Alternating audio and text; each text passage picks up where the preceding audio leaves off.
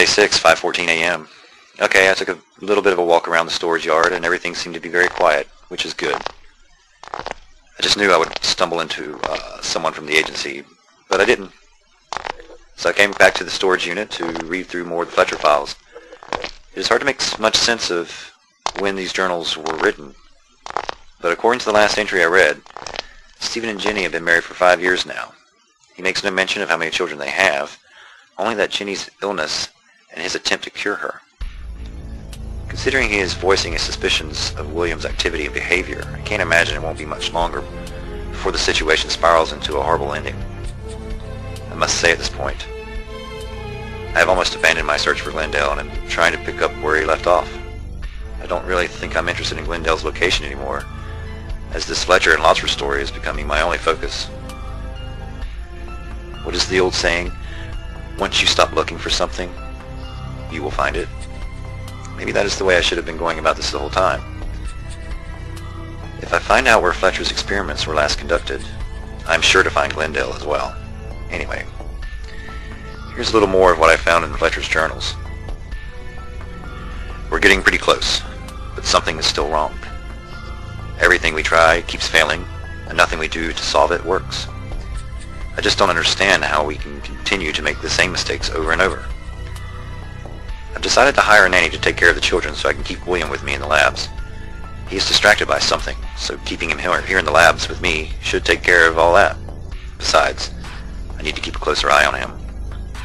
He keeps disappearing at the most inopportune times. I'm also thinking about hiring a lab assistant to help us out here. And we could use another set of eyes to help us catch our mistakes. His name is Lucius, and he is from the USDA. He worked a little with Dr. Lotsford and seemed to be very loyal. I've contacted him, and he will be here today to meet me. I wonder how William will handle this new element to the mix.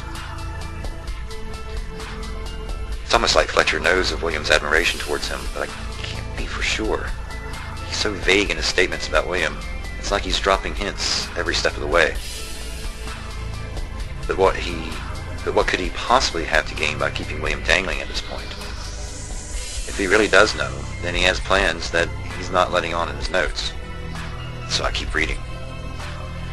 Lucius will be perfect. I had some time to talk with him alone, and he expressed his concern to me about William. He mentioned that he worked with Dr. Lotsford for many years on odd-end jobs, and overheard Dr. Lotsford talk ill of William many times.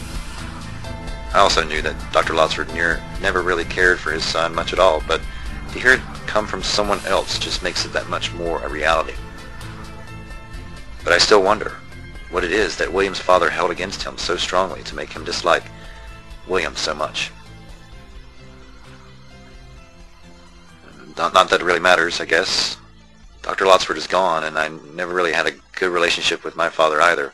Dr. Lotsford was more a father to me than my own. Funny thing is, Stephen, Dr. Lotsford is your father. It's a shame you did not know that. Your whole world would have changed if you'd only known. But Dr. Lotsford made sure you would not find out. That is why he killed your parents and set William into motion to get rid of Jenny. Oh man, listen to me. I'm talking to a page out of a journal.